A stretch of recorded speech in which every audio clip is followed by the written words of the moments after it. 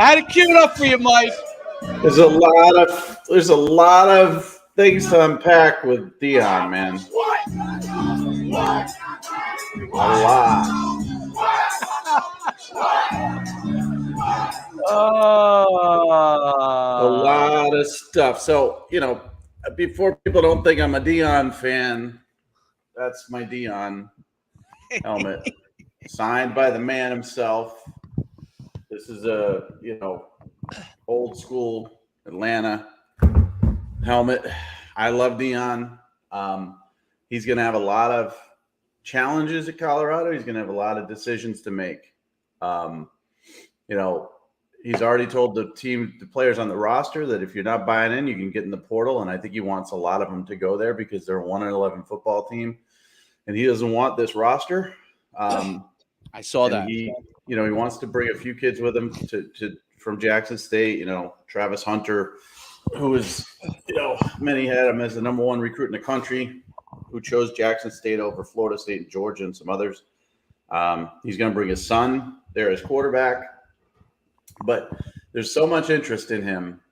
So many kids reaching out from the portal and from rosters that aren't even in the portal. Just kids seeing if there's a home for him in Colorado. And then the recruiting that he's going to have. There's only 85 men on a roster, scholarships. So he's going to have a lot of decisions to make. There's going to be a lot of kids coming from Colorado left out in the cold. And, as we talk about the D1 recruiting promotion, the social promotion for high school, myfootballcamps.com/D1, we got the portal promotion up there too. So really it's a very important time for everybody because 2024 kids have to do this now. This is it. 2023 is over in 2 weeks. 85% of it's over. 2025 kids should get on it early. 2026 kids on and on. But the portal kids, we've got a program for them. And I think it's very, very inexpensive. And there's a lot of kids that are. Oh, is that the URL? It's D1 transfer? Yep. Nice. D1-transfer. Okay. So that one is intriguing to me because it's the first of its kind to pop up. Social promotion. It's harder to promote transfer portal kids for the simple reason that a lot of them don't have film. Some of them haven't played. Some of them got practice film. Some of them are trying to get film, from their school that they left, and it's hard for them to get it. So it's not like high school where you get a ton of huddle film and you can go to your coach and get all the film you need. So sometimes you need more promotion out of the portal. But, Hudson Card at Texas and Devin Leary at NC State and some of the big names that have gone in, they don't need help. We're not for them. I want to cover them. I want to find out where Hudson Card is going to land or Devin Leary is going to land. But it's the guys that go in. We've had almost 400 kids go in since the portal opened FBS today. So it's only noon. About 40% of these kids will get placed, and the average is 60% of them will not. And that's a big, big problem. And it's going to get bigger and bigger. So there's going to be more kids in the portal this year than there were last year. And the last 2-year numbers show 38% placed and 40% placed. And that's scholarship to scholarship. So if you got in the portal and somebody kicked you to the portal and they said, listen, there's no room for you here anymore, scholarships are year to year, you need this help. And if you decided to leave because you weren't playing, but you don't really have a plan, you need this help too, because no one's going to hear of you. If you're a Division II kid or an FCS kid or even a low, level third stringer at a Power 5 school, no one's heard of you. Nobody knows you. And you're going to need the promotion help.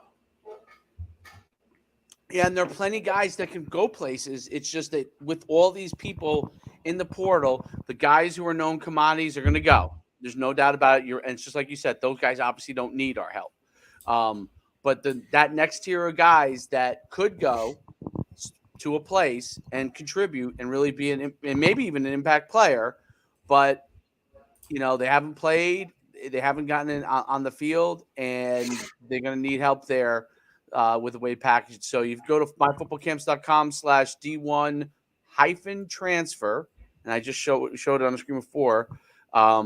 We have a unique program, me and Mike, but Mike is really driving this because he's the portal guru. Okay. Pontiff of the portal, I've been called. What do you call it now? The pontiff of the portal. That's what Chris Childers. So Chris Childers, who does full ride radio on Sirius XM 84 Yep. national show, Rick Neuheisel, he gave me the Godfather recruiting nickname about 20 plus years ago. So he decided to make me the pontiff of the portal. Yeah, that might be better. That might be better because in today's age, that might be more powerful than Godfather of recruiting. Yeah. And then you got to pivot, man. I mean, kids are going in every 2 seconds. The Feral Portal feed at Feral Portal is growing exponentially. There's other feeds out there that are bigger. There's one feed that we used to work for and work on that we got up to like 85, 90,000 followers. They can't keep up. And the other companies, 24/7 on 3, they can't keep up either. That feed with Portal Jesus, as I call him, Mark Pashanik, is the one to follow. It's just going to give you the quickest information, not only on who's gone in there, but their stats as a college football player, most importantly, where they come from, because if you get a kid like E.J. Williams from Clemson just went in, he's from Alabama.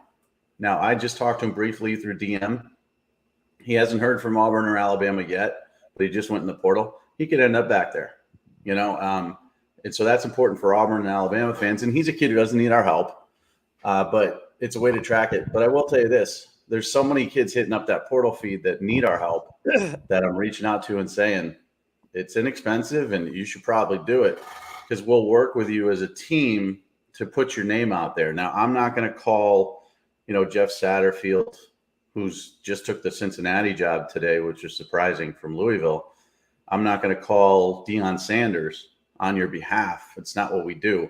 But social promotion, we're going to keep putting your name out there as things occur. Film, if you get any interest or offers, we're going to put that out there. And I would tell you that's the key, because if you get an offer, doesn't matter whether it's Grand Valley State, somebody's going to see that you got an offer because it's been tweeted out from this portal feed and my feed and your feed. And they're going to say, okay, maybe we'll take a look at this kid. Or if you get 3 offers, then everybody's going to say it. And then if you get a group of 5 or a Power 5 offer, everybody's going to start to offer you. So that's how it snowballs. It's necessary. It's an intriguing thing because high school kids don't really know a lot. They're new to recruiting. This is the first time they've gone through it. Portal kids know a lot. They've been through recruiting. They've been through the recruiting high school process. They are very aware of what social promotion is needed and necessary. It doesn't make it an easier sell, but they're smarter and more savvy, and they understand that this is something that costs money.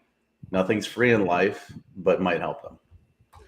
Quick question on just the portal in general. Is all of this, obviously it's not what the original intention was, but is all of this good for college football recruiting? Right? Is this good? Because I look at there has to be a bad effect in the high school realm. There has to be obviously a bad effect for sports in football on the guys that don't get picked up. Like, people should be telling some of them, like, hey, you probably shouldn't jump in the portal right now. They're not going to listen anyway. So I mean, that's the other thing. Like, I've seen videos. Maybe you have too, because we probably follow similar things. But I've seen videos where guys are like, people should be telling these kids they shouldn't jump in the portal. They ain't listening, whether you tell them or not, right? Right. No, they're not. I mean, that's the thing, is that there should be a portal advisory committee. There should be this, that, and the other. And yeah, that's all great, but they're not going to listen either way. Now, I could certainly prop up, because I've followed the portal since before the portal existed, and then when the portal existed, a couple of years ago, a couple of cycles ago, I really started covering it and following it. And I know the nuances, and I talked to a lot of college coaches about this, that, and the other. Advisory could be something that's an easy business, and I could charge exponential dollars for it. where I'll just sit with you, talk with you, and continually talk with you on a daily basis as to what you should and shouldn't do. But it'd be frustrating because they wouldn't listen. And in the end, the kids are going to do what they want anyways, and it'd just be a waste of money. So having me talk to your kid or having somebody smart talk to your kid who's been around the block, who knows, maybe you should stay put, or maybe this is your expectation getting into the portal. You're a Power 5 guy, but you're going to have to drop down. You may be dropping down as far as FCS. They're not going to listen. So it's not good. I mean, this is not good. It'd be great if every kid who went in the portal was a Caleb Williams, who we knew would have no downside to him entering. He's gonna go someplace, or even to a lesser extent. I keep mentioning Devin Leary and Hudson Card, but they come to mind. Drew Pine at Notre Dame. He's going to find a home. There's no question. It just depends on where he's going to find a home. But it's a lot of these kids who will not find a home, who think they will. And I think the thing the sweet spot for this promotion is it's D2 to FBS or FCS, or it's FCS to FCS. So a lot of times a kid will leave a school and go into the portal because he doesn't like the playing time he's getting there, but he's not a Power 5 or a Group of 5 talent. He just wants a new home. He's not happy at Gardner Webb or whatever. I don't even know FCS schools, but maybe he'd be happy at North Dakota State, or maybe he'd be happy at Emerson or someplace where he could play. So that parallel movement, I think, is important. It's not just everybody going parallel at Power 5 or everybody going from FCS up. It's really the parallel movement, I think, where kids need a lot of help and promotion. I think the big thing here, and it's interesting because this is one of the unique times where our promotion actually intertwines with what's actually going on right now, right? So this is such a critical thing. But I saw, this post here, and I watched the whole talk. Coach Manis posted this. I watched the whole talk that Deion had, and I tell you, he actually didn't say jump into portal. He basically said, if you're not going to be good enough and you're not going to do what we ask you to do, which is going to be a lot, your best thing you could do is jump into portal. It's kind of close to what he said, but that's really what he said. And Coach Manis is close on it, but not what he means. All coaches think that now. It's not what he means. So right. In this case, listen, yes, you could have correct. Mario Cristobal called out the parents of some of the Miami kids that were complaining about playing time.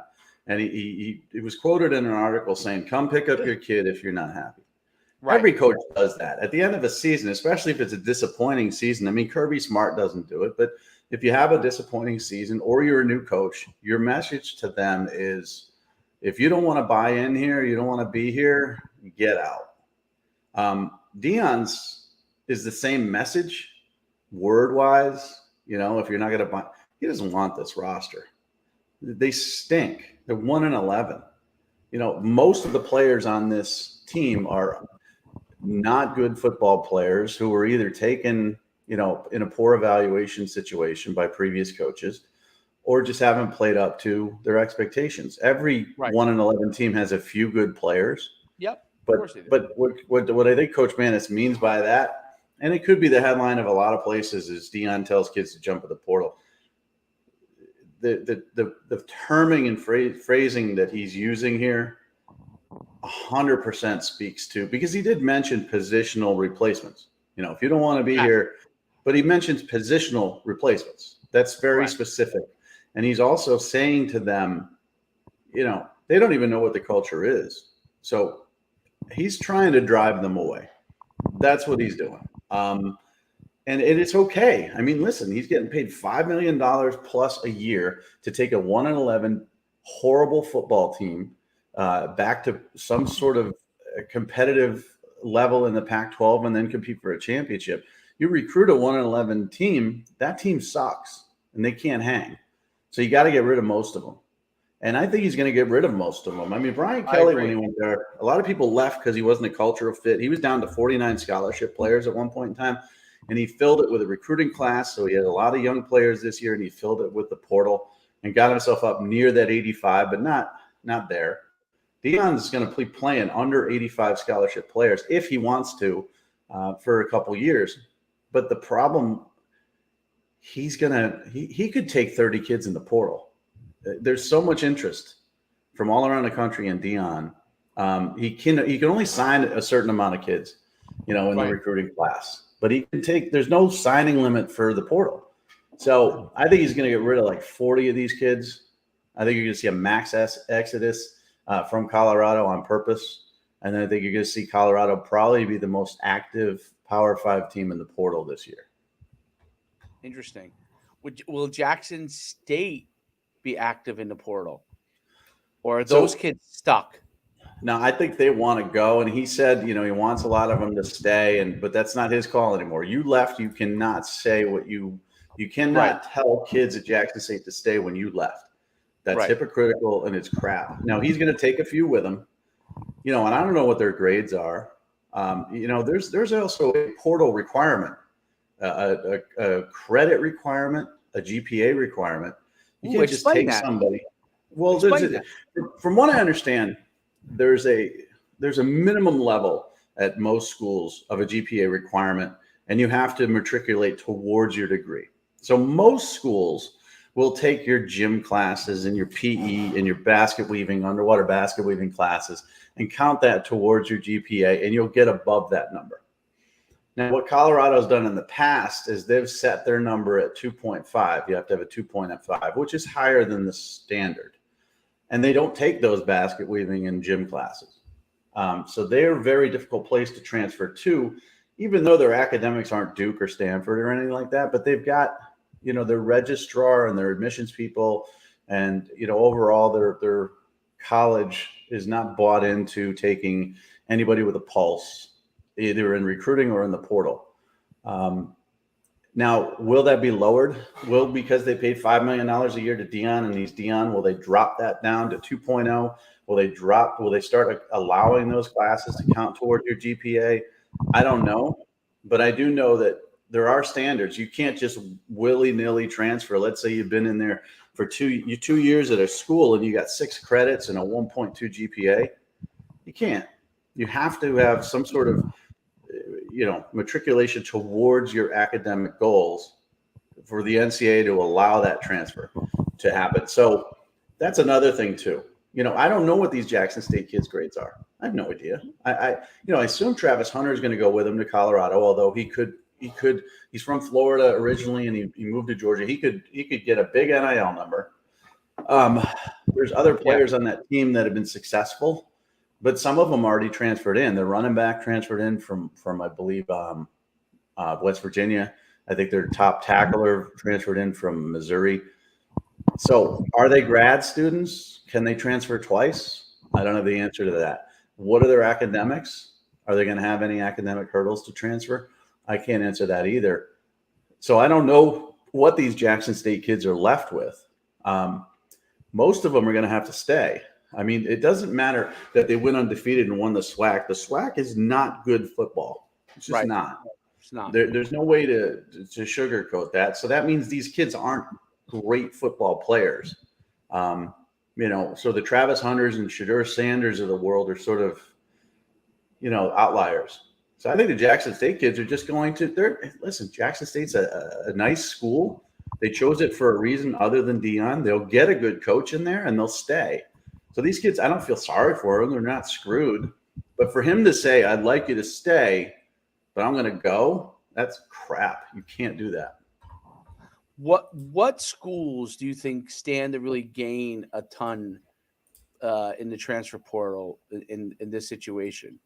Are there schools that are doing well, that are close, but will leverage? I mean, obviously Lincoln Riley did it last year.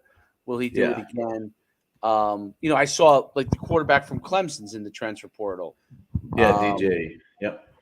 Yep. Which we actually talked about this weeks ago with him, that we thought that would happen, right?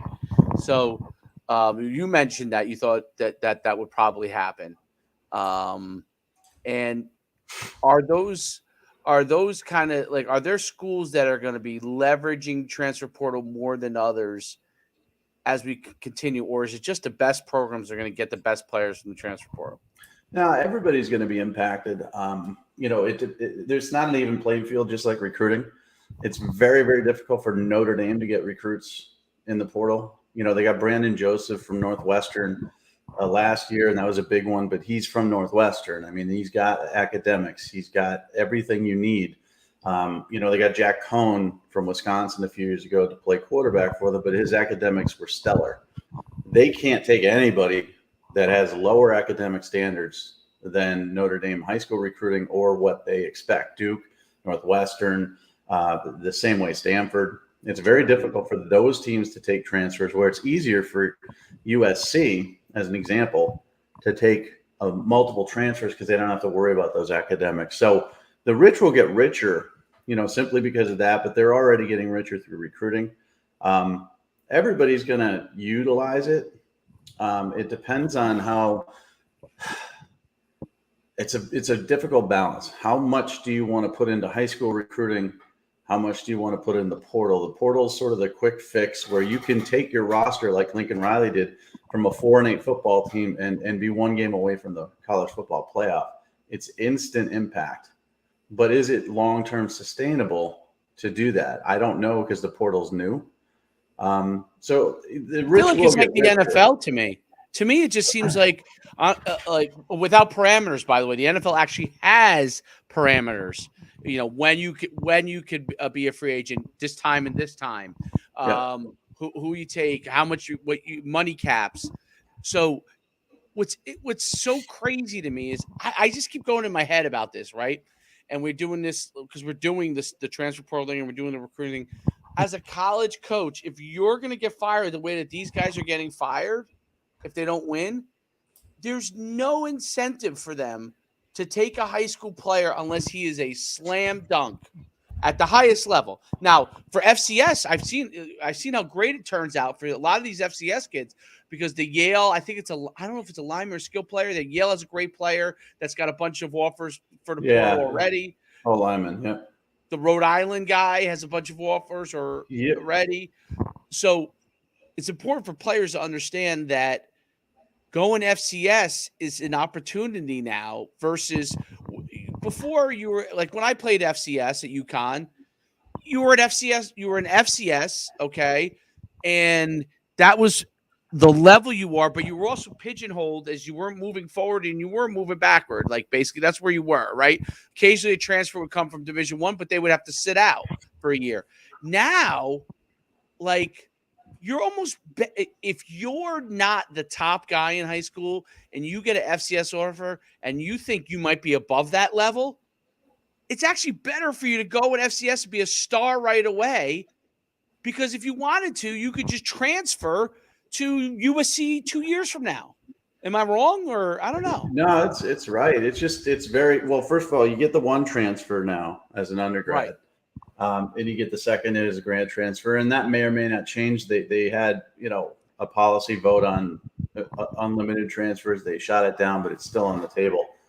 But the biggest thing is, for me, it's risky to transfer, because you don't know if you're going to be happy. And we see a bunch of guys, that are on their second transfer, and just it didn't work out for them. And it's always risky to go someplace new, but it's not risky to go, I don't think, from FCS like Albany. Jared Verse, the defensive end who went from Albany to Florida State and had a great season this year. So as a high school kid, going to FCS is certainly not something to shy away from. And it's going to be more important than ever, because colleges are going to hold back. Power 5 colleges and Group of 5 colleges are going to hold back scholarships for the portal. So there can be less high school kids taken. That means more high school kids landing at the FCS and Division II level. And then they're going to have to play their way into that higher level of competition by having success there. But it's risky to sort of build a team as a portal team. Riley had success with it. He got the best of the best. I mean, and Caleb Williams and Jordan Addison and Travis Dye and Austin Jones. I mean, on offense, and Mario Williams from Oklahoma on offense, and on defense, Eric Gentry. And he's sort of picked and who he wanted because it's USC and it's NIL. But if you're a different program and you take 10 or more transfers, it's very risky. It's up or down. And those guys aren't going to be there for long. If they transfer once, they might transfer a second time. B, right. If they got 1 year left, then they're a stopgap for you. You have to develop the younger players. So, but it's no longer the world of 25 kids, full recruiting class, all in on high school, and maybe get a transfer that's going to sit out a year and be special for you. Or, in the case of a Russell Wilson, a grad transfer that's going to change your entire program like you did at Wisconsin. Now it's free agency. There are parameters. There's no free agency signing period, per se, like there is in the NFL. I mean, there's this window now, but there is no salary cap. You can take as many kids as you want as long as you stay within the 85 scholarship limit. But the academics are the thing that people don't talk about. I mean, you could try to bypass that if you want, but a team like Michigan State did a great job 2 years ago in the portal, and it really got Mel Tucker that $100 million guaranteed contract. Kenneth Walker from Wake Forest really was the key name there, but they had a bunch of guys impact. Notre Dame can't do that. They can't take 10, 15 guys to revamp. So they've got to focus. But a Michigan State, so it really depends on the school. Alabama spot recruits the portal. They took Jahmyr Gibbs this year. They took Tyler Steen. They took Tyler Harrell. They took Elias Ricks. Not a lot of those guys panned out. Gibbs did. But they spot recruit 4 or 5 guys because they're Alabama. But other teams that aren't Alabama, like Ole Miss, didn't have a good recruiting year in 2019, and they were feeling the effects of that on their roster last year. So they took like 12 kids. It really depends on the program itself. Is it going to make you better? Is it going to make you worse? Is it going to keep you where you are? But for kids, it's good and bad. The good thing is, like you said, you could be an undiscovered kid who goes to FCS, has a great first couple of years or year, and gets up to the level he wants to be. Or, you're also seeing a drop down of group of 5 players to the FCS, and they're kind of taking up roster spots for kids that aren't good at the FCS level. And those kids are the ones being lost. Those are the 60% that go into the portal because they no longer have a job where they are. Right. And they can't find a new home. So that's obviously bad for student athletes. I don't know. Yeah. It's a mess. It's incredible. It's amazing for media. It's like never ending content for media. For the actual athlete and the NCAA, it's the messiest thing I've ever. NIL and transfer portal are the 2 messiest things in the history of the NCAA. 2 messiest things. Yeah, they both came around at the same time, and we're navigating through both of them.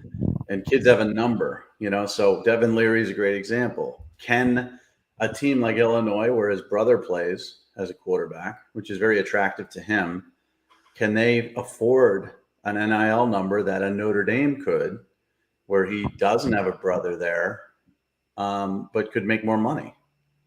I don't know if they can. So that comes into play. Not as much. NIL doesn't come into play as much for the transfer portal kids as people think. High school is where they all got their hands out. The portal kids are there for a reason. High school kids are good, so you're recruiting them and you want to give them NIL money. Most of the portal kids are there because they didn't win the job. They got in trouble off field. They're having homesickness. There's always some sort of flaw or wart with them. Not always, but sometimes. 99% of them have flaws. And they can't come like, listen, I know I didn't play a lot at Clemson, but I want this massive NIL deal if I'm going to transfer you to school? The answer from the school is like, no, you haven't proven crap. High school is different. I had, 200 career touchdowns in high school. I'm a 5-star. Give me money. And they're like, okay, here's money. But it's not as big a factor in the portal. I just mentioned Devin Leary, Hudson Card. Those guys will attract NIL numbers, but the majority of kids are leaving. Phil Jerkovic, for example, at Boston College, is probably going to end up at Pitt. Now, he transferred from Notre Dame to BC. He was good for a little while. Then he got hurt. Then he wasn't good. Now he's probably going to go back to his hometown and play for Pitt. He can't attract much money, maybe some, but nothing NIL-wise.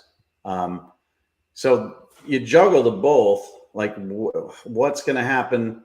Colorado does not have a good NIL collective at all. Deion's the name, and with that could bring NIL, but prior to this, they had nothing. So these kids, Travis Hunter could be getting millions from Georgia or Florida State or some of these Southern schools, or is he going to go up to, Alabama and with another promise from Deion, like he gave him at Jackson State and said, I'll take care of you? I don't know the answer to that question. So you have to balance both of them. Interesting. I think that the transfer portal. So I was like Devin Leary, for example. Devin Leary got injured, right, during the year. Yeah. And so is he a grad transfer or is he just a regular? He's a grad transfer. Grad transfer. The grad transfer thing, I see a ton of. Obviously, even when they like the school they're at, it makes sense for them because they can get a whole new, fresh kind of situation and pick and choose the ones that are good, at least. And that's also like the grad transfers have been doing this for longer because that was always a rule. You could immediately transfer as a grad transfer. It's been that way for like a decade. So, the Russell Wilsons of the world or the Kelly Bryants at Clemson who went to Missouri, they've never really had that sit out a year stuff. But they do have NIL now. So that's a little different factor. But yeah, grad transfers I could see. Like, why wouldn't O'Leary go back to NC State? I don't know. Maybe he's injured. Maybe he's not recovered. Maybe they want to move forward with some of the younger quarterbacks we saw this year. We saw 3 other quarterbacks this year. Those guys might transfer if Devin Leary comes back. You just got to juggle. You don't want to lose this quarterback who's promising because this guy wants to come back. Hey, pitch the program. I got to get my dog. Hold on. Just pitch the program for a second. I'll be back in 1 minute. Yeah, absolutely. So we're talking all about the transfer portal and the things that are going on in the transfer portal for those athletes that are looking for an opportunity that isn't the quite top echelon, but if you're an FBS or FCS guy and you got a pretty good cachet, if you go to myfootballcamps.com/D1 transfer, we're doing a portal transfer recruiting promotion, me and Mike. It's a unique opportunity. Okay. This is the first of its kind. And so it's really going to be a situation where we're sole design is to promote you in a very short time period to be able to give you the opportunity to get to a better situation. If you're in the transfer portal and you're leaving, this will give you an opportunity. You can see it here. And there's a great video at the top of it from me and Mike where we discuss the transfer portal in depth here. Just watch that video. Check it out. Go to myfootballcamps.com/D1 hyphen transfer to get the portal promotion and really to understand more about it. It's really, really a fantastic opportunity. You have nothing to lose. It's a small amount of money to be able to give you a better future. And that's really, I think, the key aspect of it. And there's no program like this out there. Listen, you can't go as a transfer athlete. You can't go to a combine. You can't go to a showcase. There is nothing like that for you. So you're going to need to be able to get yourself out there. And the way it is, there was over 8,000 athletes in the transfer portal last year. It's probably going to be up 20, 30% this year. You don't want to be part of the 60% that doesn't land somewhere. You want to be part of the group that does land, okay? And 40% of the athletes land somewhere. That means that a gigantic amount, 60%, do not. Yeah. So go to myfootballcamps.com/D1-transfer. And I was talking to Coach Manis about it this weekend. because he wanted to know, he's our lead sales guy, and wanted to know a little bit of the ins and outs of it. So the high school recruiting, the social promotion we have, more cut and dry. You can buy it once, for $200, or you can go into 6 months for $1,000 because you got time. The portal does not have time. So let's say you buy a 6 month as a 2024 kid, you get 6 months of promotion. We could spread that out, do it once a month, keep you on the minds of coaches. This is not that. This is not keep you on the minds of coaches. This is fast.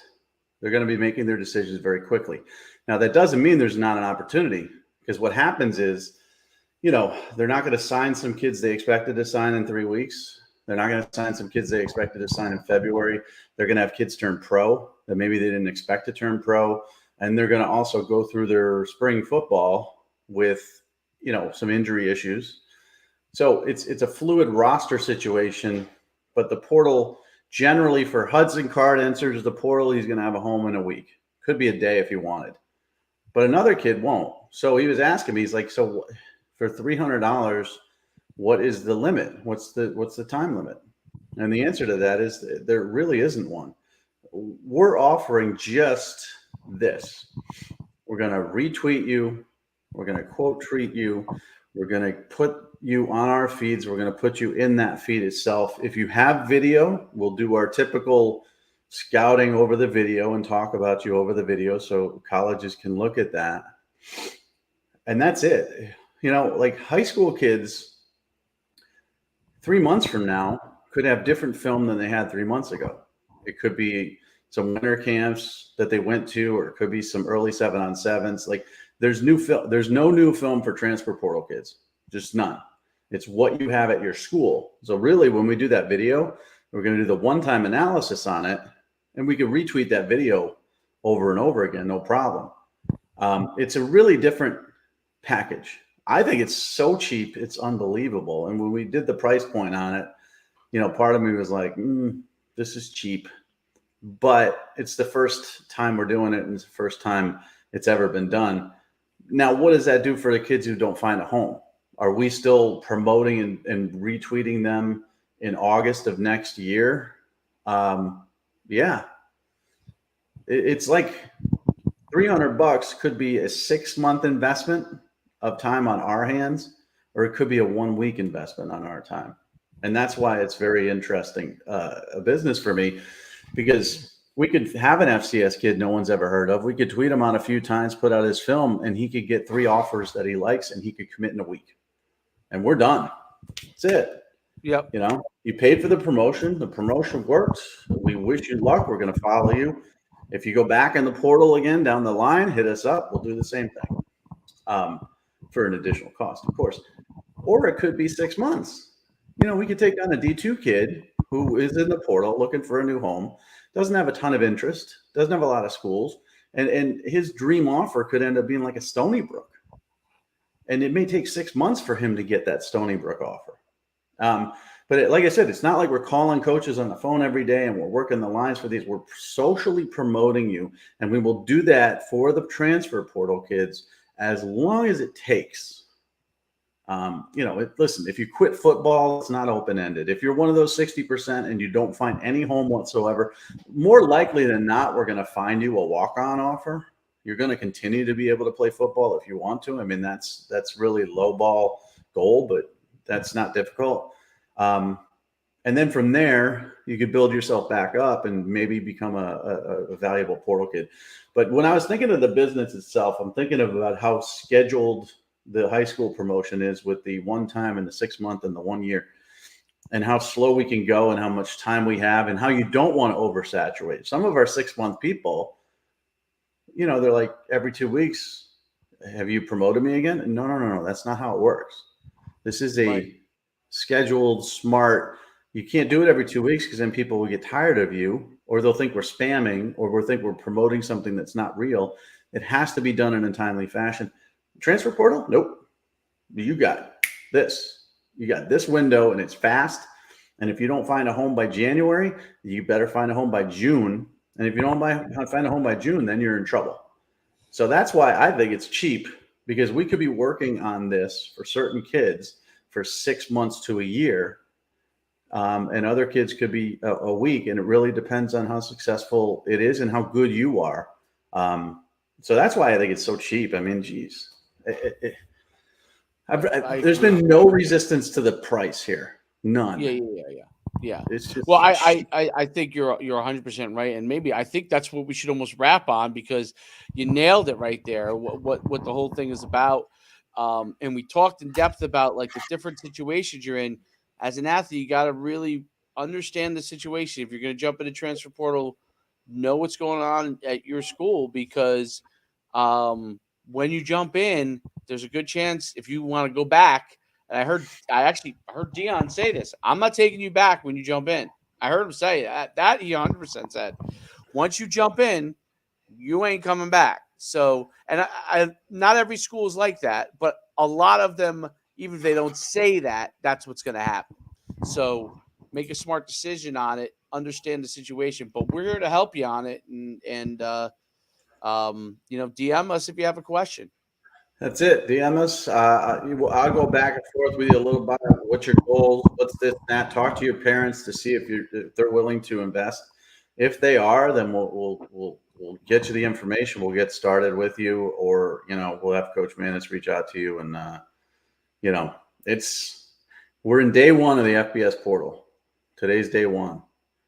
In 3 weeks' time, when we're in day 21 of the FBS portal, the desperation level for some of the kids that jumped in day one is going to be really, really anxiety provoking, very, very difficult for them to deal with. They're not going to know, oh, did I make a mistake? And like you said, the Deions of the world, and it's not just Deion, it's every coach. You jump in that portal and you're not Caleb Williams, they're not taking you back. You're on your own now, and you're going to need help. And that's where we come in. Absolutely. All right, let's roll the outro. This is a great, distinct, smartly targeted, fantastic show. Fantastic. And I know you got a busy day. I hate today. So. I hate today. Yeah. So I'll let bad. you run. All right. All right.